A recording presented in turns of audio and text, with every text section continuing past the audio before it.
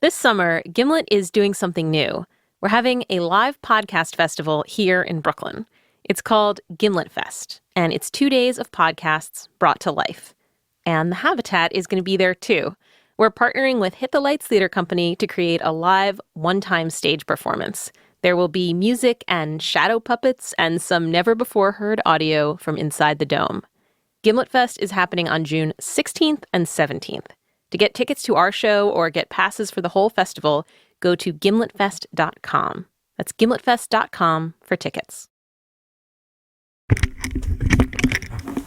All right. This is the sound of Carmel's armpit. Now, make an armpit fart.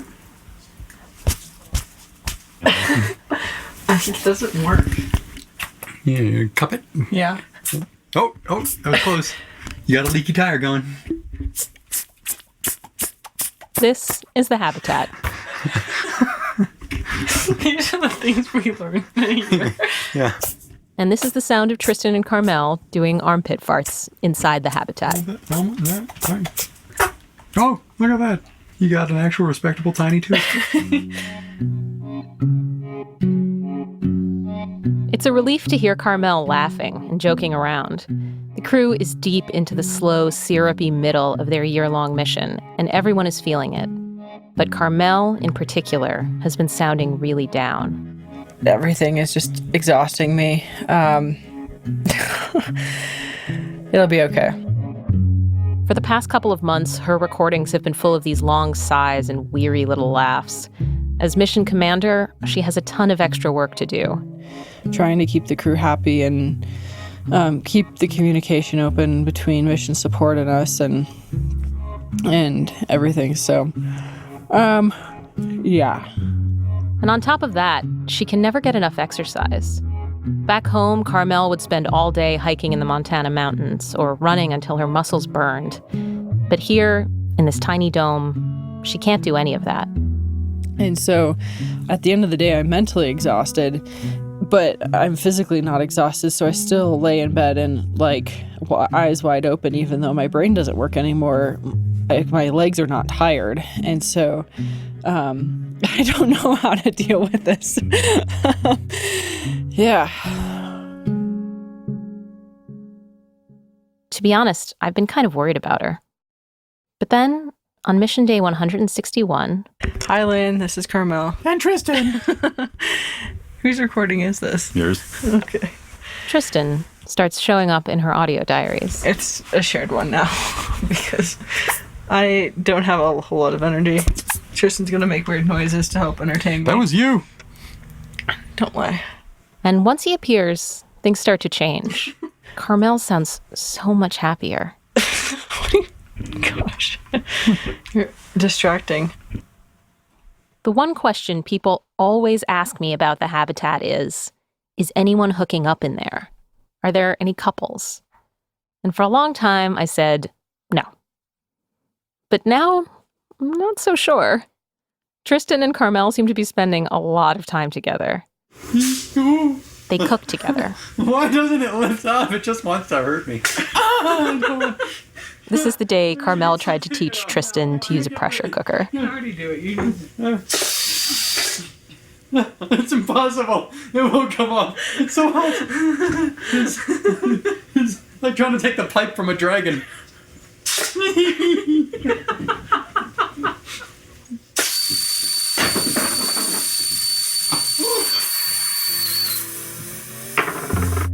They eat together. So we made a bunch of tiny quiche cupcakes, and I have been downing those things like you wouldn't believe. I had 6 for breakfast. Oh, so good. Ooh, a little mushroom in this one. They are perfect little quiches. I'm so impressed with them. Can I have a bite? They tease each other. We watched the original Star Wars. Did you really just pluralize something that was already pluralized? Star Wars. We watched the original Star Warses. Wow. No, but if you have a Star Wars movie, a singular one, and then you have 3 of those, then you have Star Warses. Yeah, but if I have a video about tugboats, and then I have 2 videos about tugboats, I don't have a tugboats' collection. Yes, you do. No, I don't. This is not how English works. They share every little thought that comes into their heads. Do you think Kobe Bryant has had Kobe beef? Probably. They talk about their families, the way you do when you're opening up to someone. Tristan tells Carmel about his grandfather, who was one of his favorite people on Earth. He liked to, and I don't know if he made these up himself, but he would sing horrible songs. Songs about like a girl from Decatur who wanted to sing in the theater, but she was so bad she was hit with a rotten tomato. Just awesome, awful songs. And Carmel tells Tristan about her family and about not quite fitting in. I'm the overachiever that they really didn't ever have any goals or aspirations for me at any point after I achieved the minimum of don't get pregnant in high school.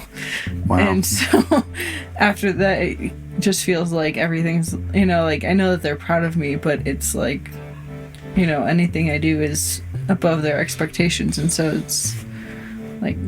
You win the Nobel, and they're like, all right, lady, just calm down. We need the firewood chopped, okay? Stop being such a fancy-pantsy. Whenever Carmel gets into a dark place, Tristan is there, trying to cheer her up with a silly joke. And with each recording, I watch them get a little bit closer. What used to be 10-minute recordings become hour-long recordings. They can't seem to stop talking to each other and turn off the recorder. Bye, Lynn. Talk to you next week. Goodbye, Lynn. I'm Carmel's mother. What? That's not what my mother... Why don't you call me more often? I haven't heard from you in 6 months. I can't call. I'm on Mars. Excuses! She sounds nothing like that. I don't know what she sounds like. Yes, I do. She sounds like me. All right, so long, Lynn. Don't do that.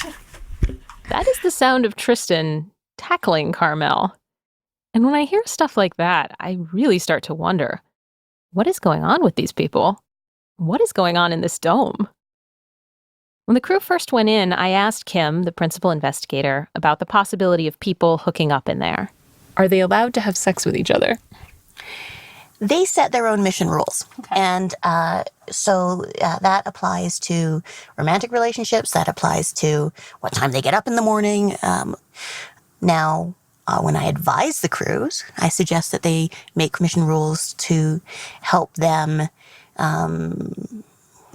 set boundaries on both their professional and social interactions. Huh. Are there condoms in the stock of stuff in there?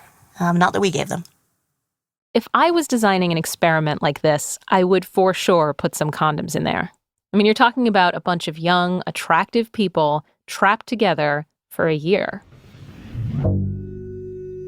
But historically, NASA's position on sex has been, we don't see it, we don't hear it, we don't want to think about it. They've never studied, and have no plans to study, sexual relationships or romance in space. As for the 500-plus people who've been to space so far, NASA says not one of them has gotten lucky up there. Even though 2 of those people were a married couple on a mission together. Jan Davis and Mark Lee met during their astronaut training, fell in love, and got hitched. But because NASA frowned on the idea of sending couples into space together, they kept their marriage a secret. By the time NASA found out, Davis and Lee were already set to blast off together on a space shuttle endeavor, which is how Jan and Mark became the first and only married couple to leave the planet together. There's a picture from that shuttle mission that I really love. Davis and Lee are grinning and holding hands, their heads close together, their faces glowing. And Davis is fully upside down. Her long hair is drifting away from her head in every direction. They were newlyweds. The temptation to test out the equipment, to do a little physics experiment of their own, to be the first couple to have sex without gravity holding them down, must have been enormous. Again, NASA maintains that, as far as they know, there was absolutely no funny business. And maybe that's true. The mission was only 8 days long. But a mission to Mars is going to be more like 3 years. So it's probably going to come up. You don't want to say it's inevitable, but if you're talking about a 3-year mission, this is a topic that NASA's going to have to consider. This is Pete Roma. He's an experimental psychologist and one of the primary researchers on high seas. Pete doesn't specifically study sex or romance, but he does study social dynamics. And love is one of the most complicated social dynamics you can have. Keep in mind, you got 6 people. It's a 6-person crew. And so you have the possibility of lots of dyads. When he says dyads, that just means pairs of people. So it could be something as simple as just kind of 2 people click and they hit it off and they become a cute little couple, and that's fine and doesn't get in the way. Or as complicated as everyone just passing each other around over the course of the whole mission and getting unbelievably complicated and just activating parts of the brain that NASA had not anticipated training them for. The parts of the brain that feel lust and jealousy and pain. So the stuff that makes you want to beat somebody up or run away. The squishy stuff. The stuff that makes humans fundamentally different from robots. Humans haven't changed that much in the last 250,000 years. The society we built around us has changed, but our brains are still basically the same. Just imagine you hook up with one of your crewmates at the beginning of your mission to Mars. And then 6 months into the mission, with years left to go, you get into a fight and break up. It can get messy. I honestly can't think of any more potent form of torture than being trapped for a year with somebody you just broke up with. Yeah. And you go your separate ways. You can't go there are no separate ways in a confined environment. There are no separate ways. You're walking past that person every day. You're having breakfast with them. You have to work with them. You can't avoid each other. But on the other hand, being a space couple could be great. Someone who always has your back, who you can confide in when things get too intense, who you can have crazy upside-down space sex with.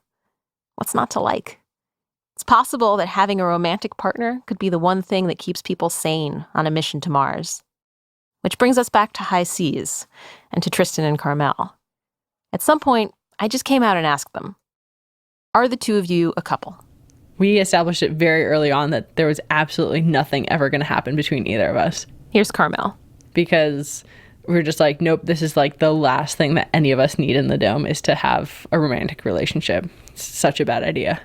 We're like, we can be best buddies forever, but I will never, ever do anything with you. And he's like, I agree, absolutely never.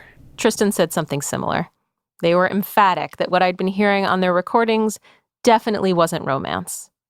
And I actually believed them, because the more I listened, the more their whole shtick stopped sounding like flirting and started sounding like something else. A very different kind of bonding. I'll say something dumb and Carmel will hit me, so I'll sit on her. Or you decide you want to fart on me, and then I'm pinned on the ground and I can't move, so you fart. Yeah, pretty much. You're basically subbing in for my sister since I can't sit on her and fart. And you're subbing out for my brother. Yeah. So. Tristan and Carmel have made their own little family in a place where no other family is available. You can hear it in the way they talk to each other, and also in the way they don't.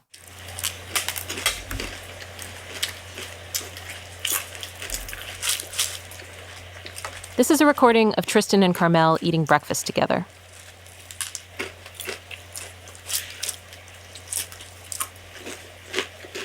Every once in a while, one of them sneezes or burps or something, but mostly it's just this, a sort of companionable chewing.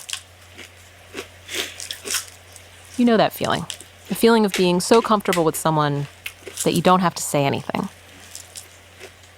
Might seem like a small thing, that kind of comfort, but picture yourself on Mars, on this cold, inhospitable planet millions of miles from home, where everything around you is completely alien. Think about what it would feel like in that situation, to be able to sit down at a table with someone who just gets you and share a bowl of Captain Crunch.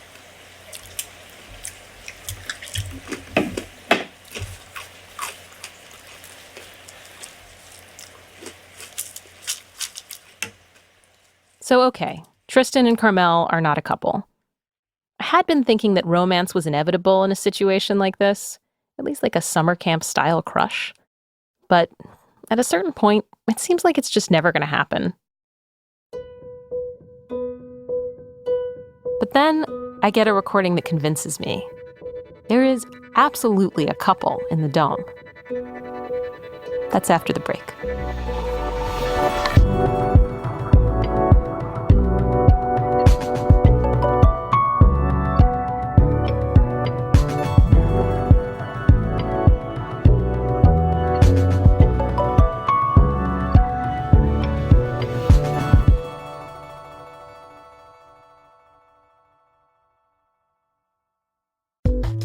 Support for this show is brought to you by Simply Safe. Home security done right. Simply Safe is designed to disappear into your home and blanket it with protection. Sensors are so small, they're practically invisible. You'll never notice them, but an intruder will. More than easy to use, it's downright delightful with gentle reminders if a window's left open and urgency in moments of crisis. Simply Safe was engineered with a single focus: to protect. It's built for the unexpected with safeguards against storms, power outages, downed Wi-Fi, hammers, bats, and more. Simply Safe's prices are fair and honest. Professional monitoring is $14.99 a month, and there are no contracts. Simply Safe protects over 2 million homes. CNET, PCMag, and Wirecutter have all named it their top pick for home security.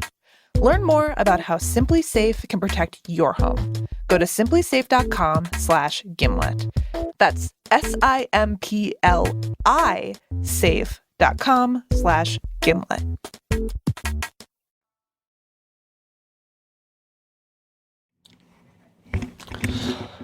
Okay, fourth recording. This one will be about my crewmates. This is Cyprian. In the last episode, he was dealing with news of a terrorist attack in his hometown, Paris. With his friends and family far away, in a whole other world, really, he had to lean on his crewmates for support. And one week, I asked him to describe those crewmates, the people he spends all his time with. He talked about Shay. Shena. So Shena, she has degrees in a few different fields. Neurosciences, medicine, journalism, and biotechnologies, for instance. And Anjay. Anjay. He was working for Lockheed Martin before the mission as an interplanetary flight controller. And while most of his descriptions were pretty short and straightforward, one stood out. Christiana. Cyprian actually met Christiana once before High Seas. Because we spent 2 weeks together in the Utah desert. The desert in Utah. I don't know if I'm pronouncing it right. For another mission. It was another space simulation, this quick little 2-week thing. And apparently they kept in touch between that mission and this one. So here's Cyprian describing Christiana. So Christiana, she spends most of her days working in front of her computer, wrapped in a warm blanket, like a cocoon, and munching on cookies. And in spite of that, she's very, very skinny, which makes her very unpopular among dating women. But anyway, even though she looks vulnerable and she may look cold sensitive like this in her cozy nest, and I know that she's very tough. I know Cyprian's accent can be a little hard to understand. He just said, even though she looks vulnerable and she may look cold sensitive in her cozy nest, I know that she's very tough. Like she's been working on an isolated glacier in Sweden, and in temperatures below 40 degrees in Alaska. She's been a mountain guide, and she likes to camp alone in the Finnish winter. She likes to camp alone in the Finnish winter. Okay, we're only like a third of the way through this description, but I have to stop for a minute because the moment I heard Cyprian say, she likes to camp alone in the Finnish winter, I became convinced that there was something going on between him and Christiana. I don't know what it was exactly, something about the admiration, the tenderness, that little catch in his voice. Something made me stop and rewind and listen again. But I'm pretty deep in this thing right now, and it's possible I have lost perspective. So I decide to get a second opinion. I bring my editors, Caitlin and Jorge, into a recording studio and play Cyprian's recording for them to see if they hear what I'm hearing. She's been a mountain guide, and she likes to camp alone in the Finnish winter. What do you guys think? He likes her. Right?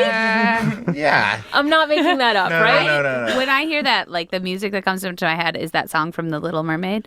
There you see her, sitting there across the way.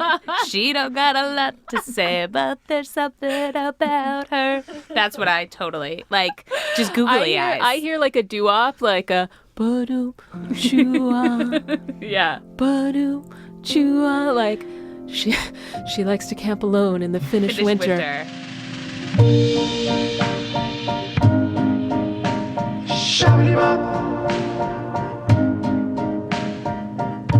I have seen her exhausted on a mountain peak in the middle of the night with water which was freezing in her drinking bottles. She was struggling to put one thing in front of the other, but without a word of complaint. When she's working, you'd better not approach her without a good reason. Like she would look at you like you're some mole growing on her food.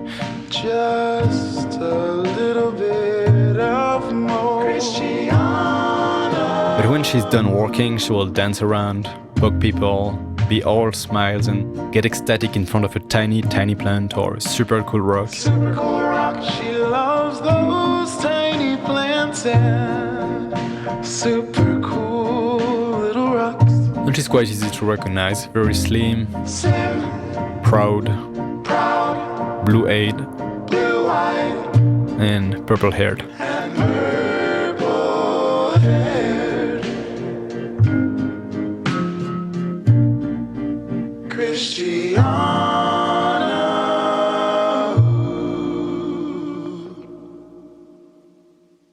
So, I'm pretty sure that Cyprian is into Christiana. But I'm still wondering, is she into him? Is there actually anything going on between them? And then I start noticing all kinds of other clues. Okay. Hi Lynn, this is Christiana disturbing Cyprian. Damn it. I notice how Cyprian and Christiana sometimes pop in and out of each other's recordings. I cannot focus, like Christiana is staring me in the eyes. There was no like... Okay, now I'm alone again. And I notice that Christiana is spending her free time on the mission learning a new language. Il voit le soleil. Il voit le soleil. French.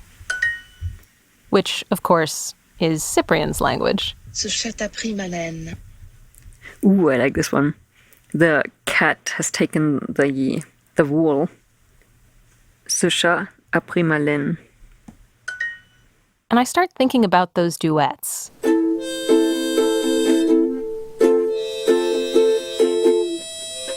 With Cyprian on ukulele and Christiana on harmonica.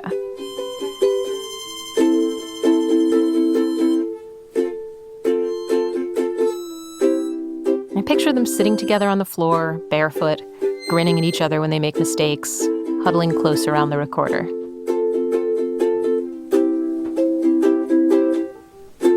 And then turning the recorder off. Of course, I don't know what happens when the recorder is off. I don't know if anything romantic is really going on. So I ask them. And unlike Carmel and Tristan, they don't say no.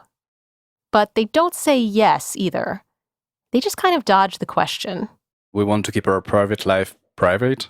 Which is exactly the kind of answer you'd expect from someone who's having a secret Mars romance. But they won't talk about it. And since they're on Mars and I'm on Earth, I can't even sit them down and ask about it face to face. All I can do for now is keep gathering evidence. And I do have one more piece of evidence. You have to listen closely. One night, a powerful storm strikes Hawaii, and the crew leaves the recorder on most of the night to catch the sound of the wind and the rain. I listened to hours of this, the rain surging and then easing up, the fabric around the habitat flapping in the wind. And then, in the middle of the night, I hear the sound of footsteps. And then a voice, whispering. It's Cyprian. And after a few minutes, I hear him say, softly, "Did you hear that? I know it's very quiet. I had to turn the volume all the way up to really hear it. Let's go back to bed."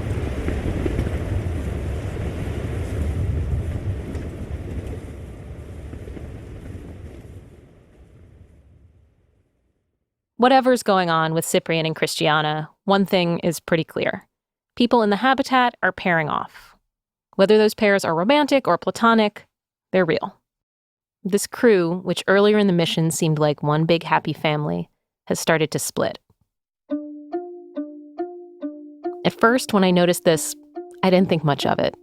It's just what happens in groups. You break off, you form little subgroups, some people get closer, some people get farther apart. But in a place like this, you can't really get farther apart. Whether you like each other or not, you're stuck together. And now the crew is approaching the 6-month mark. Soon, they will have been stuck together in this habitat longer than most crews have been together in actual space. What do you think will happen in the next 6 months? I don't have any money to bet. So We'll probably come across our first murder. I wonder who it will be. I don't wonder. I need a... Me neither. I'm trying to pretend mysteriousness.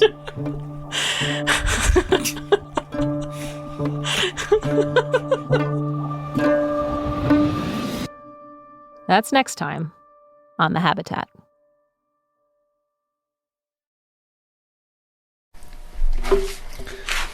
Okay, let's go.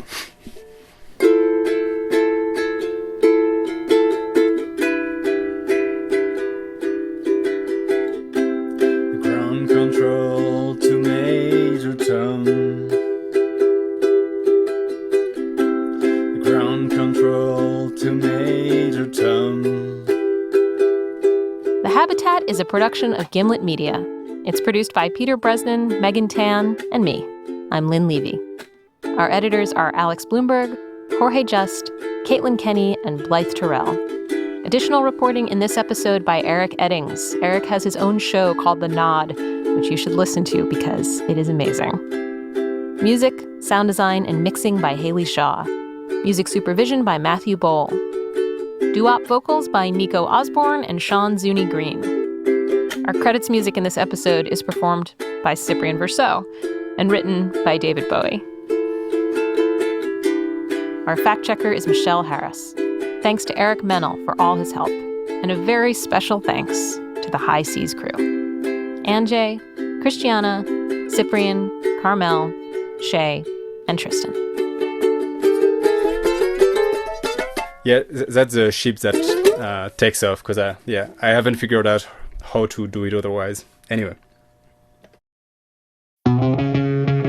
I'm Nando Vila, host of a new podcast from Gimlet Media, We Came to Win, a show that takes you inside the most thrilling moments of the World Cup. And I look and I'm like, oh my God, this might go in.